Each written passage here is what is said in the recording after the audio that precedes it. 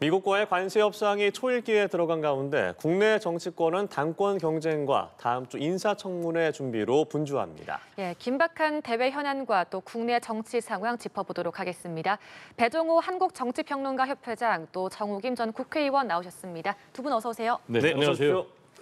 네, 관세 시한이 얼마 남지 않은 가운데 그동안 난항이 예상됐었는데 조선업 관련해서 기대감이 좀 생기고 있습니다. 미국이 관심을 보이고 있다라는 겁니다. 현재까지 상황 좀 어떻게 바라보세요? 네, 말씀하신 대로 한미 간의 이 관세 협상의 막바지 돌파구가 이 조선업 협력이 될 수 있다. 이런 전망이 나오고 있어요. 이런 이제 전망이 나오고 있는 것은 막바지에 우리나라 이 산자부 장관 김정관 그리고 미국의 상무부 장관 로트닉 이 회담에서도 이 한미 조선업 협력 문제가 나왔고 미국 측에서 높은 관심을 보였다고 합니다. 그리고 또 트럼프 미국 대통령 같은 경우는 계속해서 한미 간의 이 조선업 협력에 대해서 높은 관심을 보여왔기 때문에 협상이라는 것이 결국 줄 것을 주고 받을 것은 받으면서 타결되는 것 아니겠습니까? 그래서 일본 같은 경우는 뭐 5억 5천억 달러를 제시했는데 우리는 이제 1,000억 달러밖에 안 되니까 이 부분에서 뭐 돈으로 투자 문제로 한미 간의 협상을 타결하기는 좀 어렵고 미국 측에서 이제 높은 관심을 보이고 있는 조선업 분야에서의 협력을 통해서 돌파구를 마련할 것으로 그렇게 전망이 되고 있는데 지금 이제 한국의 조선업 분야의 실력은 뭐 분야에 따라서 세계 1, 2위 중국과 그래서 첨단을 달리고 있는 반면에 미국은 지금 뭐 조선업이 거의 붕괴 상태에 와 있어가지고 지금 뭐 미국과 한국 간의 조선업, 미국과 중국 간의 조선업 생산 능력이 232배나 차이가 난다는 건 아니겠습니까? 그래서 미국이 중국과의 패권 경쟁에서 특히 이 해상에서 패권 경쟁에서 우위를 차지하기 위해서는 한국의 도움이 절대적으로 필요하다. 그래서 이런 분야에서의 한미 간의 협력을 통해서 막판 25%를 요구하고 있는 이런 것을 우리도 일본처럼 15%까지 상호 관세를 매듭 짓는 그런 목표로 지금 노력하고 있는 것이 아닌가 분석이 됩니다. 예, 현재 협상 단계에서 나오고 있는 조선업 협력, 대미 투자 기금 그리고 농축산물과 관련해서 어떻게 문을 개방할 것인가 여러 가지 얘기들이 나오고 있는데 현재까지 상황은 좀 어떻게 보세요? 조선업 얘기는요. 이미 트럼프가 오래전부터 얘기했었습니다. 조선뿐만 아니라 LNG 협력과 관련해서 관심이 많다. 그렇기 때문에 조선을 가지고 우리가 카드로서 활용할 수 있지만 이거 자체가 협상의 돌파구가 될 것이다라고 생각하기는 어렵다라는 조심스러운 진단을 해봅니다. 일단 트럼프 대통령은 자기 국내 정치적으로 지금 스캔들이 있기 때문에 지금 이러한 그 관세 정책으로 이걸 좀 덮겠다라는 그런 의도가 엿보이는 데다가 실제로 한국에 대해서 잘 사는 나라가 그동안 무임승차를 해왔다는 얘기를 일기 때부터 참 불편할 정도로 해왔습니다. 그런데다가 요번에 이재명 정부가 들어서면서 이재명 정부와 중국 간의 관계에 대해서 의심하는 듯한 발언, 특히 이 연합뉴스와의 첫 번째 그 인터뷰에서도 나왔었는데 그런 것이 배경에 깔려 있고요. 지금 다른 나라와의 관세 협상을 보면은 일본이 뭐 다른 카드는 없었겠습니까? 그럼에도 불구하고 대미 투자라든지 또는 농업 분야의 개방이라든지 이런 얘기를 하기 때문에 우리나라도 그걸 비껴갈 수는 없습니다. 그래서 쌀이나 소고기와 관련해서 얼마나 개방을 할 것이며 일본이 지금 5,500억 달러 투자를 지금 약속했다고 하는데 우리로서는 1,000억 달러 플러스 알파를 생각하고 있는데 지금 트럼프는 허무맹랑한 주장을 또 하고 있지 않습니까? 그러면 어느 정도에서 타협을 볼 것인가? 그런데다가 우리는 또 한미 동맹이라는 틀 속에서 방위비 문제가 걸려 있습니다. 그래서 지금 외교부 장관도 가고 요번에 기재부 장관이 1대1 談판을 지금 스캇 베센트하고 하겠다라는 것인데 그런 여러 가지 복잡한 문제를 얼마만큼 이 제한된 시간에 혁파하느냐 이게 변수입니다.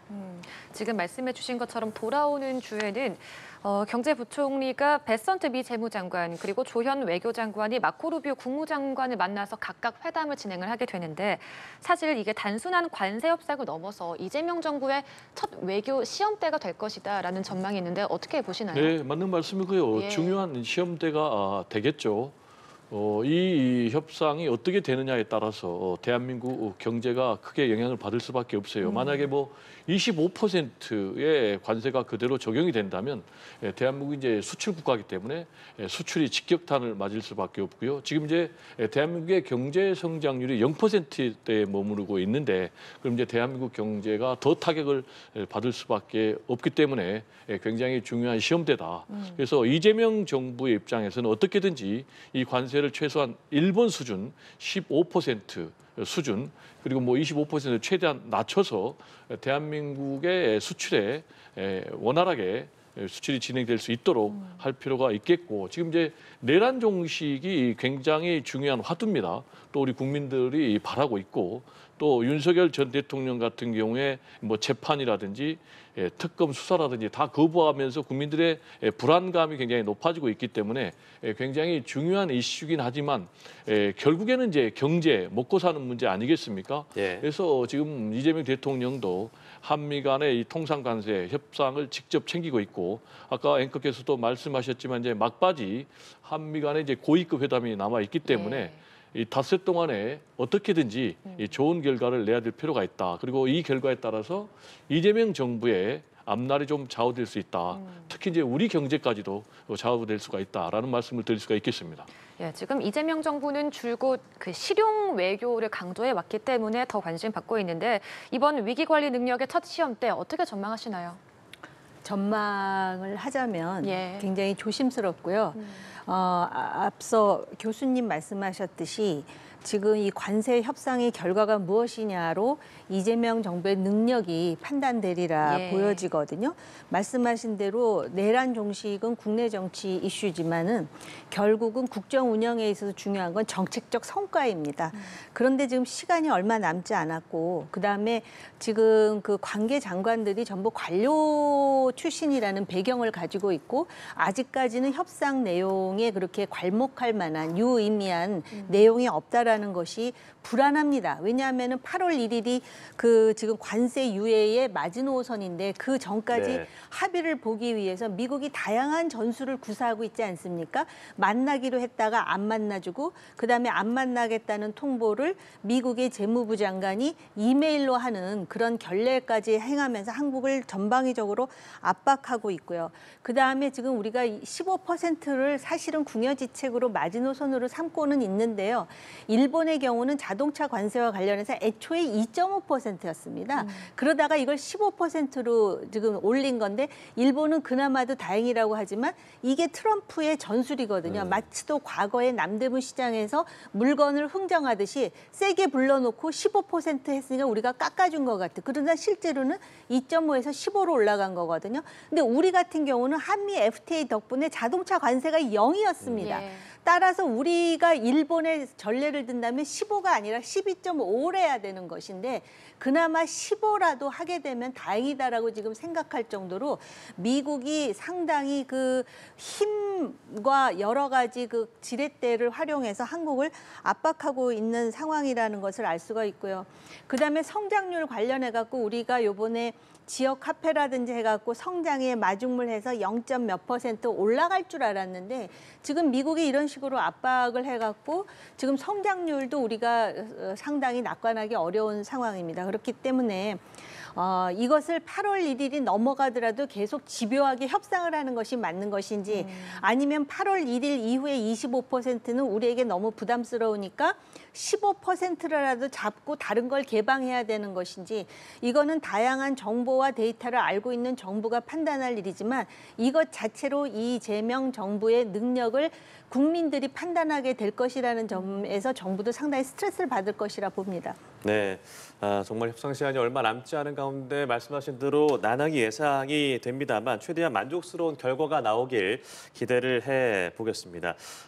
다른 주제로 넘어가 보죠. 청문 전국이 전국이 다시 시작이 됩니다. 오는 29일 문체부 장관 후보자 그리고 국토부 장관 후보자의 인사청문회가 진행이 되는데요. 먼저 최희영 문체부 장관 후보자 국민의힘에서는 비리 종합 세트다라고 벼르는 모습을 보이고 있습니다. 일단 먼저 질문을 드려보죠. 국민의힘에서 제기하고 있는 이 의혹들 인사청문회에서 어떤 점을 좀 주목하면 좋을까요?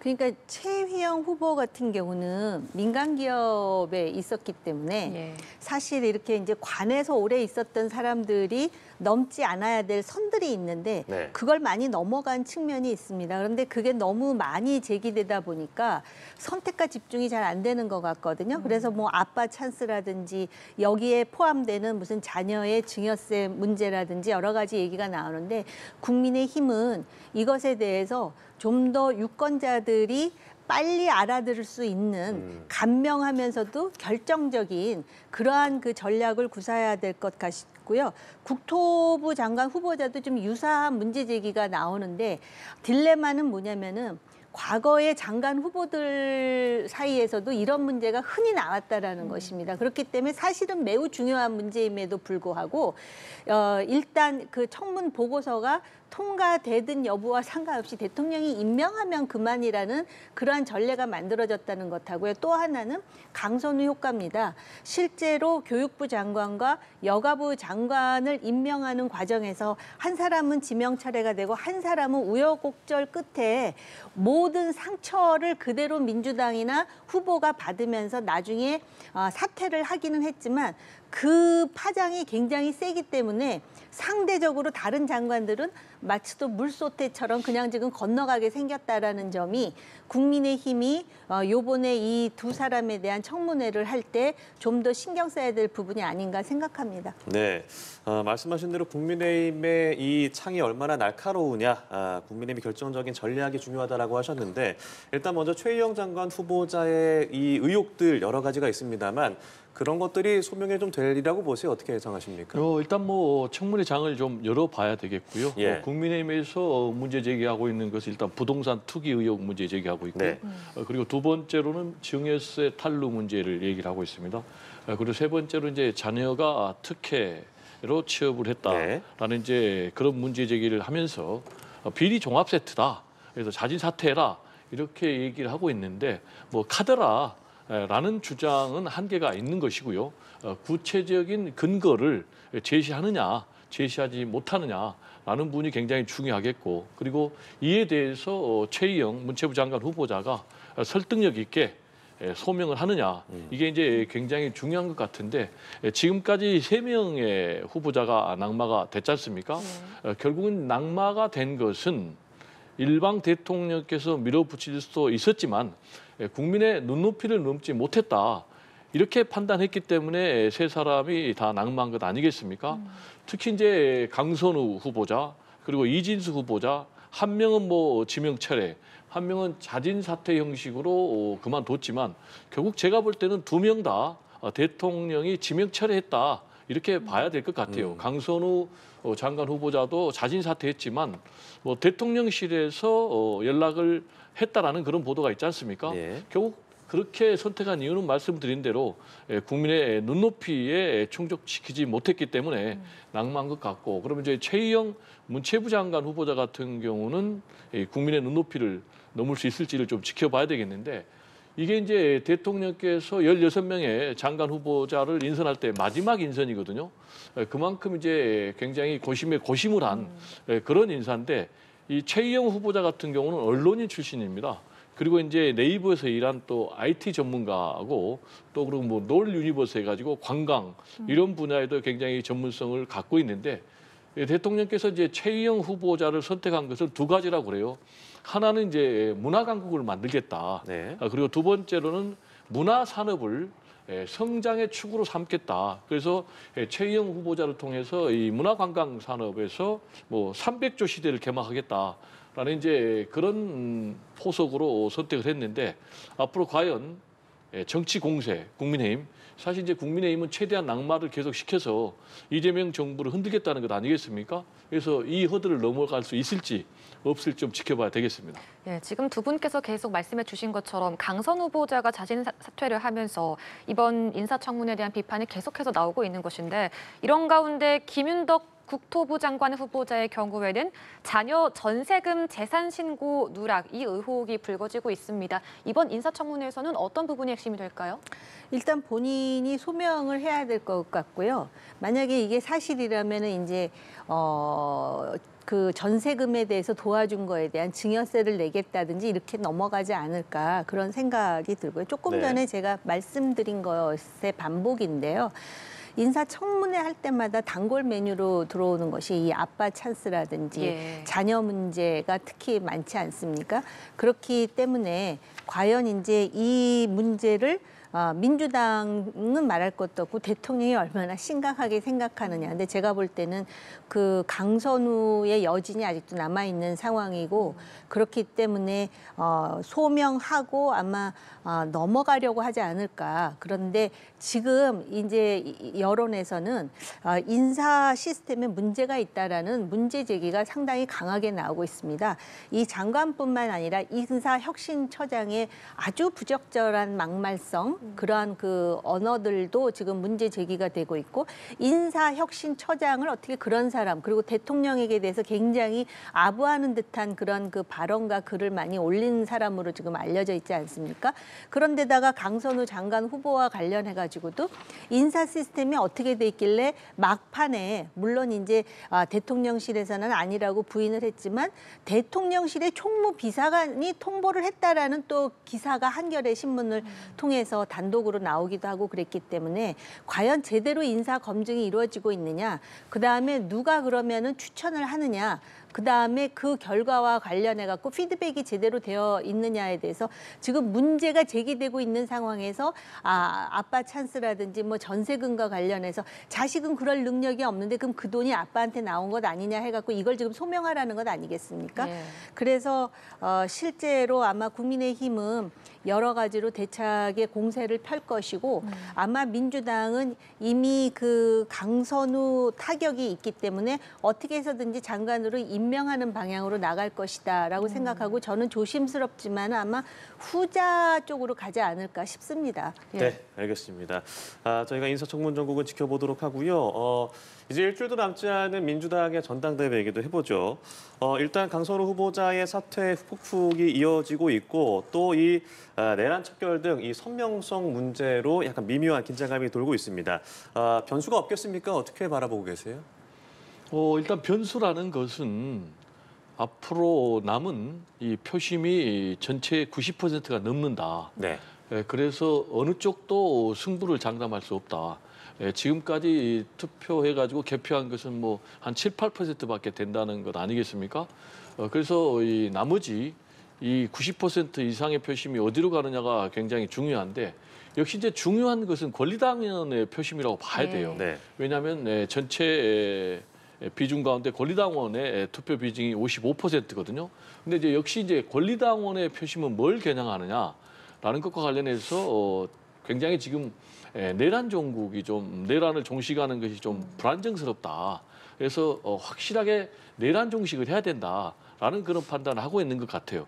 그러다 보니까 뭐 정청래 후보자는 원래부터 선면성을 기치로 내걸었지만 비교적 뭐 국민의힘까지도 협치의 대상으로 포용하겠다라는 그런 입장을 보였던 박찬대 후보자도 강한 선명성의 기치를 내걸면서 지금 뭐 선명성 경쟁으로 가고 있는 것 같아요. 예. 그 과정에서 나온 것이 이제 박찬대 후보자 같은 경우는 내란에 협력을 했던 그러니까 이른바 윤석열 전 대통령의 체포영장 집행을 방해했던 45명의 국민의힘 소속 의원들에 대해서도 제명 척구 결의안을 지금 낸 그런 상태고 반면에 이제 정청래 후보자 같은 경우는 대표 발의해가지고 헌법재판소법 개정안 내가지고 내란 정당을 국회에서 과반은 넘으면은 이제 국무회의에서 결국 심의해서 헌재에서 판결해서 내란 정당으로 해산시키는 위헌 정당으로 그런 이제 강경으로 계속 치닫고 있는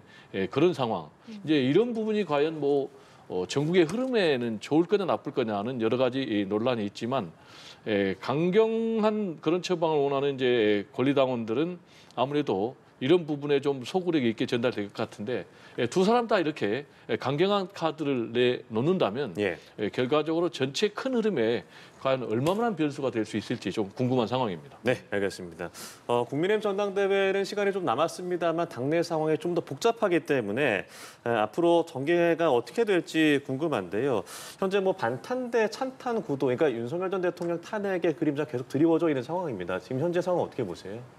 안타깝게 보고 있습니다. 반탄과 찬탄이라는 이야기가 아직까지 나온다라는 것도 상당히 개탄스러운 일인데 지금은 무슨 찬길 반길 하면서 그 전한길 씨에 대한 그러면서 지금 오히려 그 계엄이라든지 탄핵에 대해서 분명한 입장을 보였던 한동훈 전 대표 같은 경우는 이제 출마를 하지 않기로 하고 그다음에 지난 그 대선의 후보로 뛰었던 김문수 전 후보가 나온다 그래갖고 상례적으로 보면 김문수 후보가 유리지 않겠느냐. 그런데 본인의 발언을 보면은 여전히 그 소위 사람들이 윤 어게인으로 오해할 만한 그런 행보를 보이고 있는데 그런 식으로 해가지고 민주당에 대한 제대로 된 견제 세력이 될 수 있겠는가라는 우려를 보수 지지층 사이에서도 한다라는 것입니다. 그런데 지금 물론 이제 특검이라든지 내란 정국이라는 그러한 어떤 주도권을 민주당이 행사하고 있을지 모르지만 결국 내년의 선거라든지 그 2년 후의 선거에 있어서 유권자들이 보는 거는 먹고 살기가 좀 나아졌는가 경제를 보는데 이 경제의 하나의 그 가늠자가 될 것이 바로 그 한미 간의 관세 협상 등 이런 것들이거든요. 그런데 국민의힘이 계속해서 이렇게 찬길 반길 찬탄 반탄하면은 민주당이 아무리 못해도 견제 세력은커녕 대안 세력도 못 됩니다. 그렇기 때문에 그런 점에서 좀 벗어나왔으면 하는 비판적 지지자로서의 생각이 있는데 제가 볼 때는 이번 당대표 경선이 벗어나는 계기가 될 것 같지는 않습니다. 알겠습니다. 정치 관련해서 두 분과 이야기 나눠봤습니다. 오늘 배종호 한국정치평론가협회장 그리고 정우김 전 국회의원 함께 말씀 나눴습니다. 두 분 말씀 고맙습니다. 고맙습니다. 네, 감사합니다.